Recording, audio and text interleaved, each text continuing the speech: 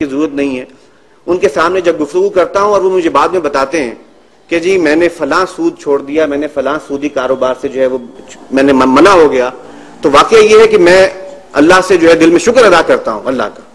کہ اگر کسی شخص کو یہ ہمت اور توفیق ہوئی ہے, ہو سکتا ہے میں اگر اس کی جگہ پر کھڑا ہوں تو میرے اندر وہ ہمت اور توفیق نہ ہو. لہٰذا جو بھی اس کام میں آگے بڑھتا ہے اس کے لیے میں سمجھتا ہوں کہ مبارکباد ہے, اسے اس کام میں مزید جو ہے اپنے آپ کو پختہ کرنا چاہیے. اور اس ضمن میں آخری بات عرض کرتا ہوں, وہ یہ ہے کہ اس انقلاب کے بعد کے حالات جو بھی ہوں گے اس کا آج علمی سطح پر احاطہ کرنا بھی بہت ضروری ہے. اس لیے کہ اگر واقعتاً حالات وہ آ جائیں, اللہ کی طرف سے جو ہے وہ انقلاب ہمیں گویا عطا ہو جائے, اسلامی نظام اور شریعت کا نظام عطا ہو جائے, اور پھر اگر ہم بیٹھ کر سوچنا شروع کریں کہ وہ نظام کیا ہوگا, مالیاتی نظام کیا ہوگا, فلاں ٹرانزیکشنز کیسے ہوں گی, فلاں کیسے ہوں گی, تو ہو سکتا ہے کہ ہمارے سوچتے سوچتے ہم اتنا تاخیر کر دیں کہ اس دوران اس کاؤنٹر ریولوشن کی جو فورسز ہیں وہ برسر پیکار ہو جائیں اور ہماری اس ساری جد و جہد کو جو ہے ناکامی کا سامنا کرنا پڑے. لہٰذا آج اس کا علمی احاطہ کرنا, اسے جو ہے آج ایک مربوط شکل میں پیش کرنا, یہ ایک بہت اہم معاملہ ہے.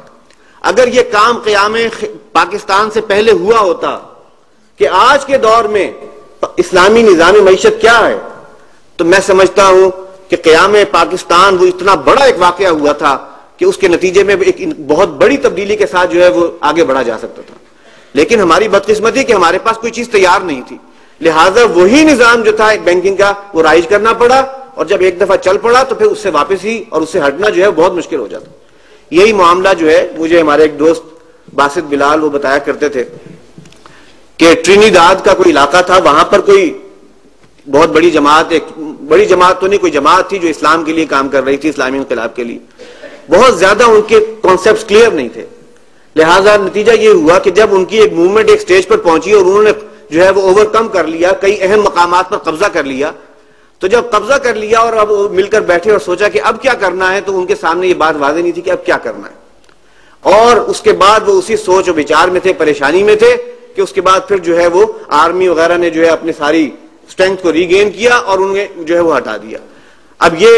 ایسے واقعات جو ہیں, اللہ نہ کرے کہ کسی اس قسم کے کوئی واقعے کا ہمیں بھی جو ہے وہ سامنا کرنا پڑے. لہٰذا ایک علمی احاطہ کرنا اور اس کو جو ہے ایک بہترین انداز میں جو ہے وہ پیش کرنا, یہ آج کی ضرورت ہے اور انقلاب کے بعد کی ضرورت ہے. اب میں اپنی گفتگو کے دوسرے حصے کی طرف آتا ہوں, اور وہ یہ ہے کہ شریعت نے اس قسم کے کام جسے ہم فائنانسنگ کہتے ہیں, جو کہ بینکنگ کے ذریعے سے ہوتا ہے, اس کے لیے کیا اساسات فراہم کی ہیں. دیکھیے, ایک صاحب نے ایک دفعہ یہاں پر تقریر کی تھی, ایک بہت اچھی بات کی انہوں نے کہا سود بہت بڑی لعنت ہے, بہت بڑی برائی ہے, کوئی شک نہیں, اور اس کا کچھ مظاہرہ ہم نے کل کی جو ہے خطابات میں دیکھ بھی لیا. لیکن انہوں نے کہا اس کے اندر ایک بہت اچھائی کی بات بھی ہے. اچھائی کی بات کیا ہے کہ یہ نظام بہت سہل ہے, اس میں قرض کا لین دین سہولت سے کچھ پرسنٹیج کے ساتھ جو ہے وہ کیا جا سکتا ہے, اسے کیلکولیٹ کرنا مشکل نہیں. ایک دن کے لیے چاہیے اوور نائٹ لینڈنگ کرانی ہے, اس کے لیے کیا طریقہ ہوگا, مہینے کے لیے کیا ہے, اس کے لیے کیا طریقہ ہوگا. یہ اس کا سہل ہونا ہی ہے جس کی وجہ سے اسے اتنا جو ہے وہ فروغ حاصل ہوا, اور اس طریقے سے یہ پھیل گیا کہ آج یہ پورا جو ہے ایک بہت مربوط نظام کی صورت میں سامنے موجود ہے.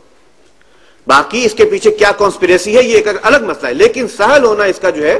اور یہ اللہ کی طرف سے آزمائش ہوتی ہے, سہل بات کے ذریعے سے اللہ تعالیٰ آزماتا ہے.